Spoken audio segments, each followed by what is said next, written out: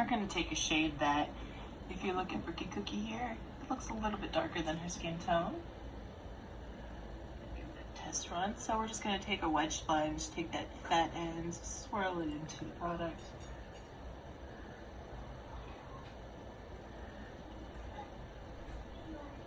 This is Ben Nye Olive Fair. And turn her head this way a little bit. Brookie has got a little abrasion right here, which we're not going to go over with the makeup today. If it's a closed abrasion, it'll be fine to go over the makeup with. Although you can also put some liquid Band-Aid on it or something. They also have little patches. But you definitely don't want to put anything over an open abrasion because that can cause an infection. So we're just patting the makeup onto her skin. I'm gonna dab it all over first. I know she's leaning away from me. She's like, stop dabbing my face. Then I'm taking another side of the sponge. Then I'm using a tap and pull motion that is pretty gentle, isn't it? Am I hurting you? Almost feels like a Pachuba. Almost feel we call Pachuba best when you like this to somebody and it puts them to sleep. That's how light it is. You're using light pressure. Brookie has been evened out. Her complexion's very even. I have not gone into the eye area yet. And on this side, you can see she does have a little bit of redness. She's a kid. She's been playing outside.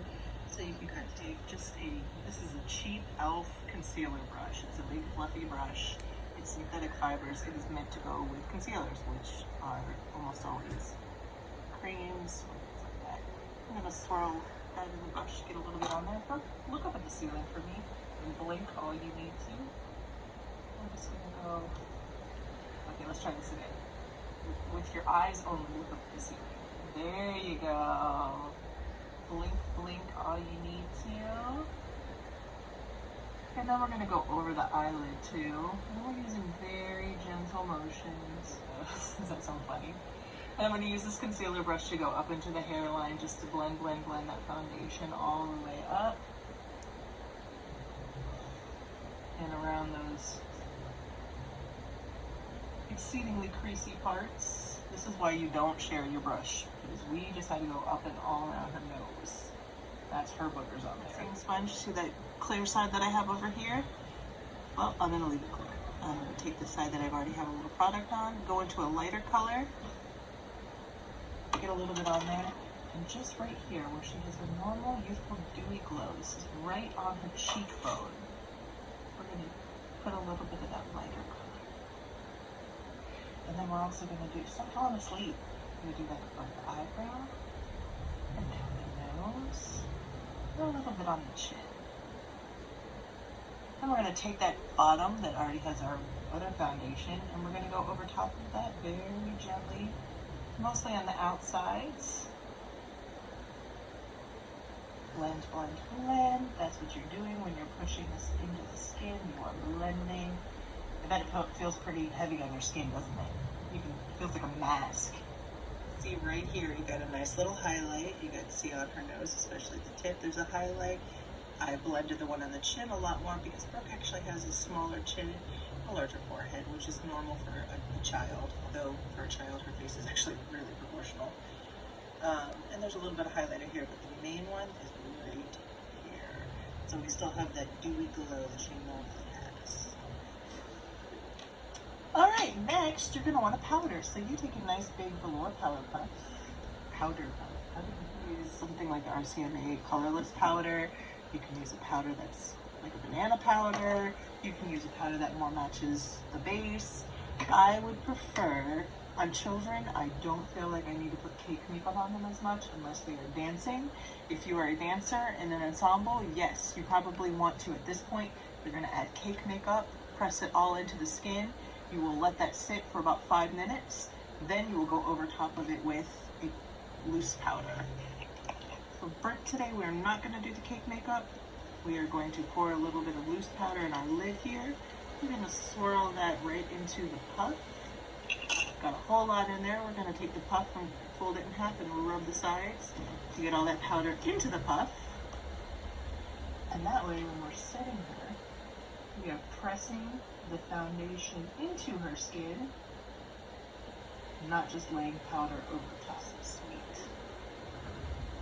And we are pressing over the eye, everywhere on the face that we put that base, that foundation, that cream, on the ears, down the neck. Can you lift your neck up for me? Down the chin, everywhere and anywhere. Now keep in mind that pink does not read well on stage. If you have a pink tinge to your skin, if you're a pink-based skin, or you have a very cool undertone, you may want to think about warming your face up slightly because it just reads better on stage. Now I bet you feel really, really thick right now, don't you, Brooke? Yeah, look up for me. Open your eyes and look up at the ceiling. Blink all you need to. We're going to go right under with that powder puff, right up to that lash line. Okay, close. Make sure you get those corners. And then we're going to take that concealer brush, close your eye. I'm just going to dust it on her eyelashes because I know it's super annoying to have powder there. Then I'm going to take a very loose brush, powder brush. See how loose that is? We're going to just dust off the excess. You can let this excess sit for a few minutes. That is called baking. Most kids don't need that. Teens, especially those with oily skin, may need to bake. The major thing that I need you to consider when you're baking is you are not putting a huge ton of product that just sits on top of the skin. It's okay to put a lot of product, but you press it in. You want it to get into that foundation. Yes. So you can definitely see the line. Here we've got a very smooth complexion. We still have a little strip of that dewy glow from the lighter foundation. You can also use white here. How fair we are. And then here you can see she still has a little bit of darkness. She still has a little bit of redness here. Everything's just not as even. She's still beautiful. She's still a child. Here, ready for the stage. Here, ready to go out and play. Ready to go out and play.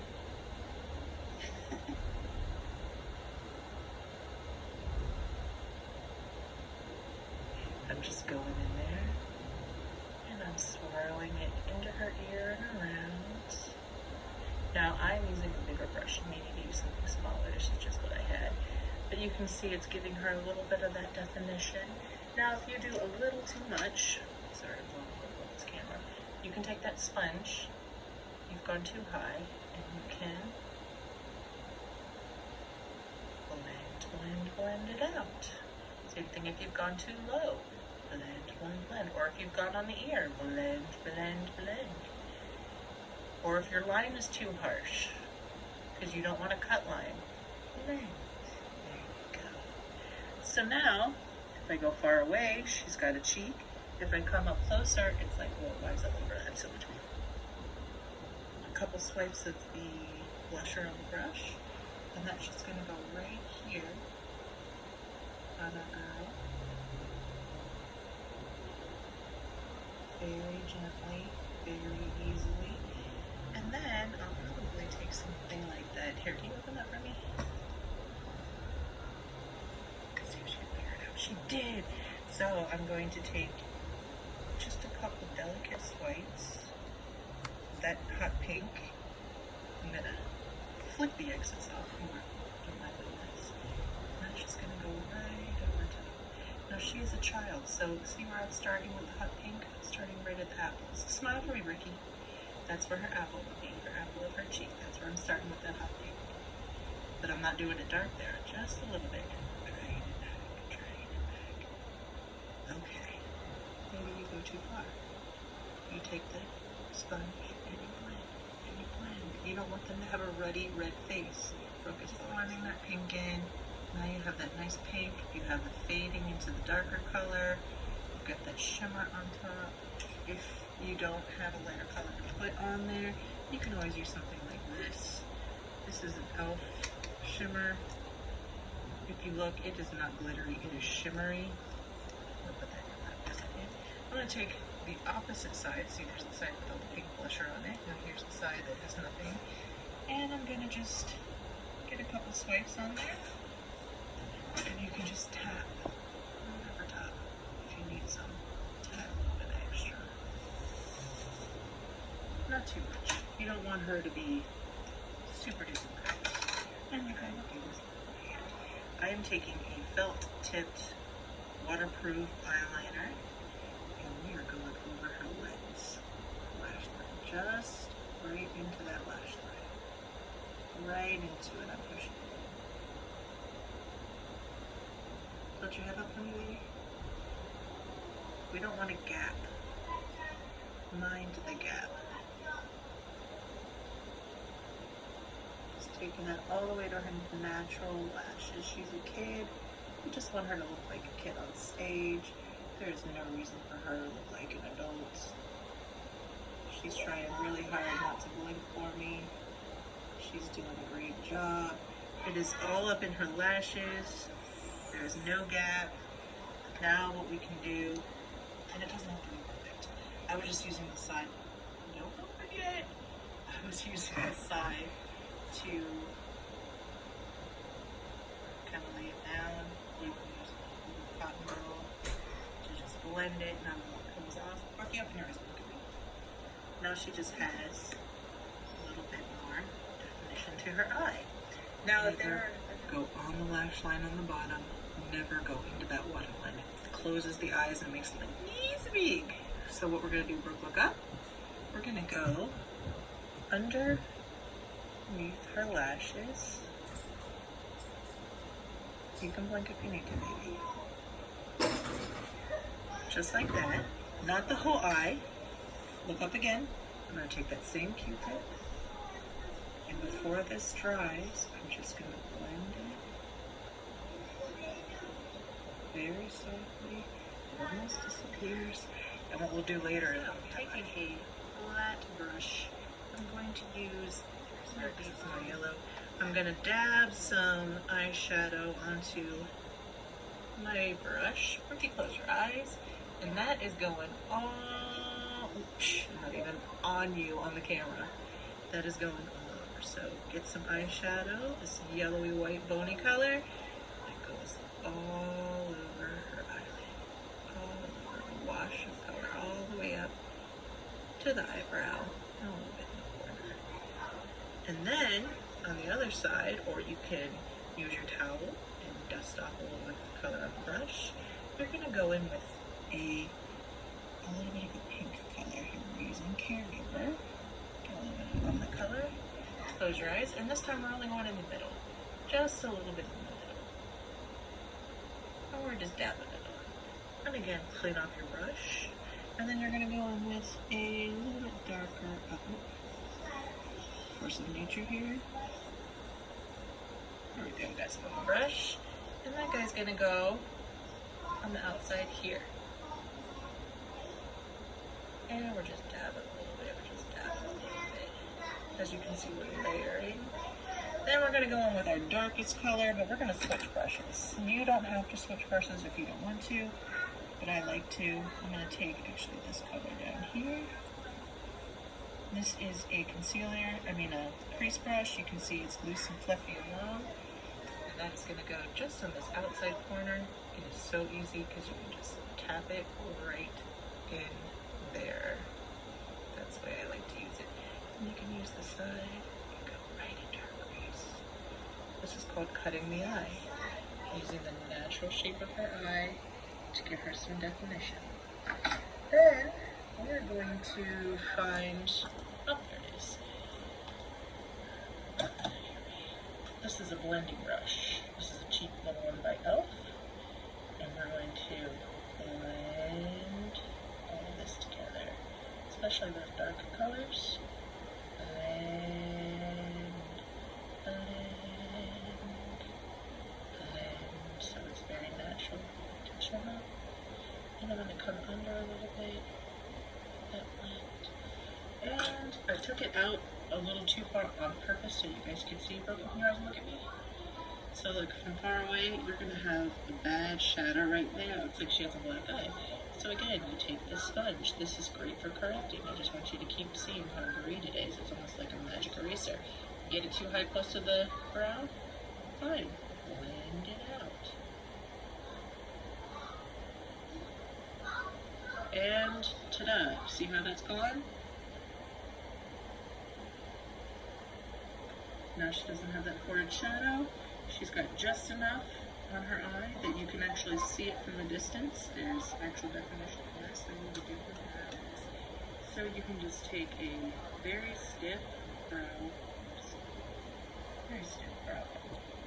brush here. And Brooke's actually got pretty nice brows. She just has the same brow line I do, with thin end on the outside. So you can take a eyeshadow or pomade that's her color. Pomades work better because they last longer. Just dot them with color, and then you use that stick brush.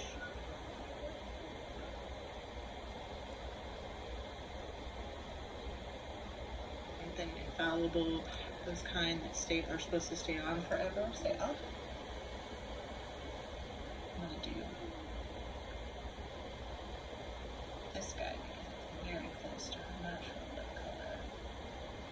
You can see right there. It's a little bit pinker. It's okay. You want something that's just a shade or two darker than their natural lip color.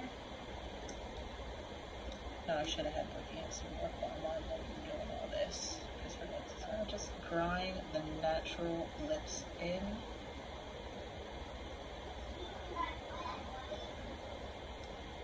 I put a little dot of a red I found right on her lip, and then I'm just patting that in. Go like this. Mum, mum, mum, mum, mum, mum, mum. Okay, stop. That'll help spread the color. And it looks natural, but it's darker than her lip color. And from far away, Brookie looks great. Now the final step, of course, would be for a setting spray. I'm going to go ahead and set this half of her face just so she can tell you what it's like. You ready, Brookie? One, close your eyes, take a deep breath. When I count to 3, hold your breath. 1, 2, 3. Okay, breathe. It smells minty. Mm-hmm. Does it hurt? No. Yes or no? No. Okay. The way 9-year-olds answer. Then we're going to pat that in. Just using a very light patting motion. Give it a minute to dry. And then after a full minute or more, if they have to go potty or change, they can do that. Then we're going to do it one more time. Are you ready? 1, 2, 3. Breathe again. Why do I have her hold her breath? I don't want her breathing chemicals in. Minty again. We're going to pat that down one more time.